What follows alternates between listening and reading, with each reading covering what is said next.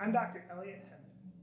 Thanks for coming to my virtual South by Southwest talk, Books 2.0, Why Reading Needs to Go Digital.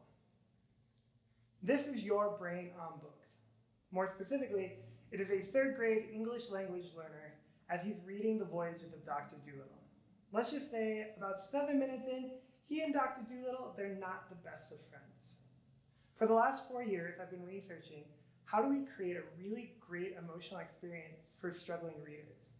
I took all that research and I created an app called Wonder Stories. That same third grader who didn't like Dr. Dolittle, we gave him Wonder Stories, and this is the emotional experience he had with that. I can measure children's emotional experiences with this sensor that I have right here. This sensor measures kids' skin conductance, how open their sweat glands are. It ends up being the case that's tied to the sympathetic nervous system. That's your fight or flight response. So whenever you get excited or you get engaged or you're leaning in, you're thinking hard, you're going to see spikes in the data. And if kids are getting bored, it'll go down. To show you an example of this, the New World Symphony invited me to look at this question, how do we get people to enjoy classical concerts more? Here is the skin conductance of a patron who loves going to classical concerts. You see each of those spikes? Each one of those spikes is them getting engaged, getting excited. He enjoyed the concert quite a bit. Now, for the rest of us in the audience who don't necessarily love going to classical concerts, our reactions are going to look a little bit more like this. Now, this is how an adult feels going to a classical concert for the first time, but for a lot of the readers we work with, this is how they experience reading as well. Some of my clients came up to me and asked a really big question. How can we make books struggling readers want to read? At that time, I didn't really know much about books, but I looked into it, and about 1 out of 3 kids, they really don't like reading. They don't want to, and when they're in an English class, they're pretty reluctant to start reading. We looked at eye tracking glass data of kids as they were reading, and we found that there's a large chunk of kids, when they're presented with text, they just skip right over it. They're not interested, and they don't want to be reading. So that led to this question. What can really be redesigned in a book? For me, when I started, I looked at a book and I said there's a cover and some text. There's not a lot of stuff that we could redesign in a reading experience. Well, it ends up we were wrong. And what this presentation is about is I want to show you over 2 years of intense research, what did we find out about what kids want to read and how we could redesign a book to make it so they're more engaged. We did that by working at the Boys and Girls Club in Denver. I worked with over 200 kids, and I had them wear these eye tracking glasses, and I had them wear the sensors as well and see what emotionally engaged them while they were reading. Afterwards, we would actually talk to the kids and have them tell us, how was that experience? How would you make a book? And we co-designed some really different things, and that's what I'm going to show you. One of the first things I noticed is that when we had kids read, as I said, they were skipping over all the text. But the eye tracking glasses showed us something even more interesting. While they skipped over the text, when they got to a question, they would read that question 3 or 4 times over. And they'd really think about it, and they really cared about getting the answer correct. They would never go back to the text, but they were very invested in the question. The sensor data showed us a very similar story. This is a child reading. Once again, they're getting pretty bored. But when they got to a question, they got excited, they got engaged, they leaned in. It ends up this critical thinking and this challenge is really engaging for kids. My brother, who was a field worker with me at the time, sat with me, and I kind of joked with him, and I said, too bad we can't just make all reading a question, because, geez, the kids love reading questions. And then I thought about it a little bit more, and I said, wait a second, maybe we could. What would a book look like if it's all questions? And that's what we actually ended up doing in Wonder Stories. We did a lot of different iterations to get to a point where it worked. But presenting reading as a question is really engaging for a younger kid. So this led to this question. What can we do about the students' obsession with questions?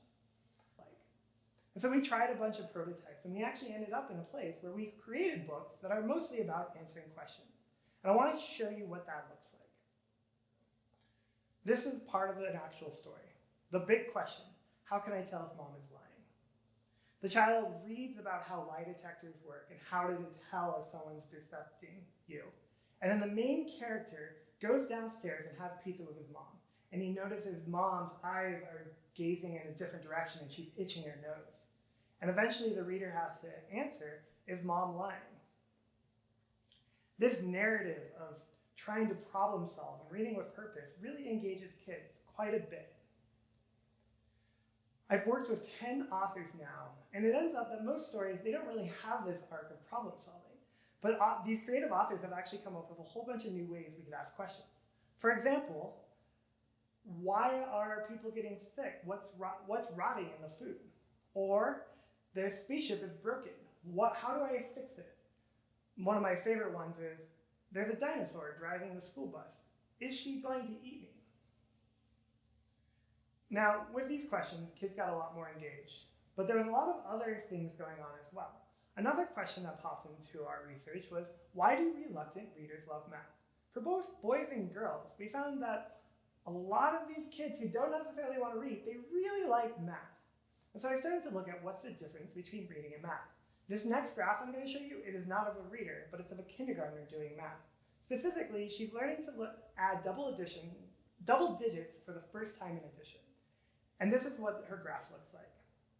At first, she's asked the question, what is 26 plus 7? She doesn't really know what to do. She tries the strategy and she answers 34. She gets feedback that it's wrong. But this feedback actually engages her. She actually gets a little bit more excited. And then she eventually answers correct at 33. Now, this spike, it's hard to see it on this graph, but I have measured many kids in many settings. I've watched them play with Legos. I've watched them play Minecraft. This spike right here is about 3 times higher than any other form of engagement I've ever seen. Getting something right and getting that positive feedback is a really big deal. And math is really good at it. You know what's not very good at it? Reading. In reading, you don't really get any feedback at all. You just keep reading. And maybe you can kind of feel a sense of success after you read the whole book and you get this kind of moment of success. But that's actually 200 pages, if it happens at all. And so books need to create new ways of creating feedback. And that leads to this question I have for you guys. Why are books not as fun as math? And this is an interactive question. I like the audience to kind of help me out here. Why do you think that is? 1, reading is hard. 2, fraction. 3, no calculator. Or 4, there's lack of positive feedback.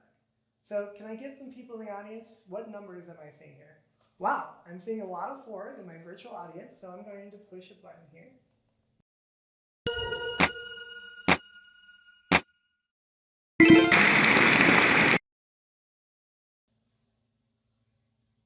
Believe it or not, having this dinosaur pop up and say, you got it, you did really well, it helps kids build their self-confidence and help them feel like they're succeeding at reading.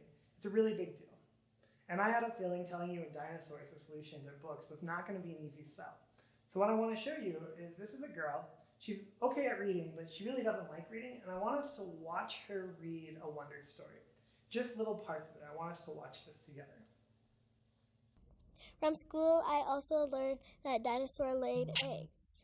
Click on who would put an egg in my room.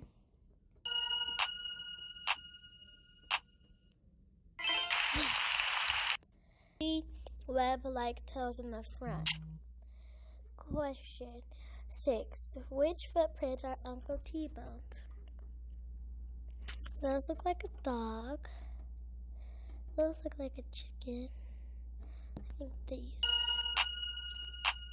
I'm wrong. Yeah. It's very subtle, but you may have noticed that as the girl was reading, every time she got something right, she gave a little fist pump. This fist pump is really important for us in our research. It signifies that the kid is celebrating, they're excited, they feel like they're achieving something. When was the last time you saw a kid read a book and they gave a fist pump while they were reading? I believe they should. Question number 4. How can readers participate in the story? I told you that positive feedback is really important for a kid. But if you're a first to a third grader, what's also really important is you get a sense that you're helping a character or that you have some sort of agency or control. So a typical question in a book will be something like, what's the summary of the second paragraph? Or what does this word mean? Now those questions are good, but they don't really mean anything in the context of the story. All of our questions are about helping the main character progress this story. Kids get to participate, and there's reason to answer the questions. It's not just a standardized test. This works out really well as well. I need to apologize for this next slide. There's a rule when giving PowerPoints, do never put this much text in front of someone. My guess is that very few of you right now are actually reading this text. It's overwhelming. We don't want to read this. If you're a third grader who's trying to sound out each word and has to remember everything at the same time, and this is a really hard task, this is really overwhelming. When kids are presented with a lot of text, it pushes them away. And so we thought as designers, how do we present this type of text in a way that's more accessible, is approachable, and kids can feel like they can conquer it? And this is what we came up with. We're going to read the same paragraph, but the way Wonder Story shows it.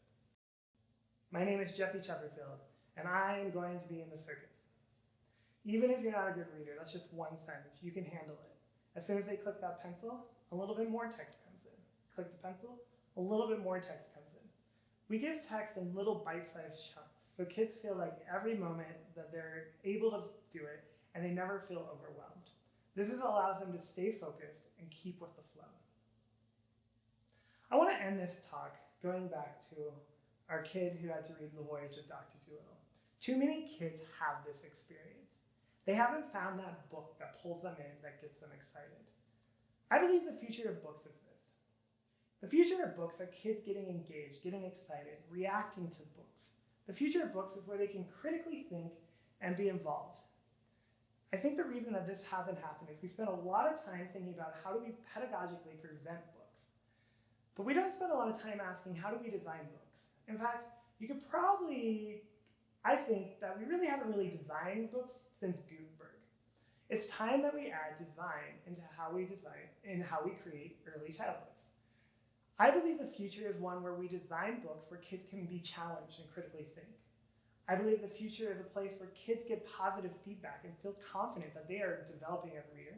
And I believe the future is a place where we design books that are approachable and accessible for all levels of reading. I believe the future is a place where kids get to read and they get to love reading while they do it. Thank you.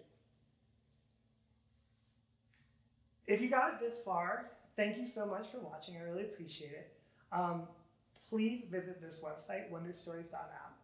We just launched. We're trying to get as many kids as we can to read this. Kids are saying they love it, but we need to get it into more households. If you know a parent or a teacher, please pass this on.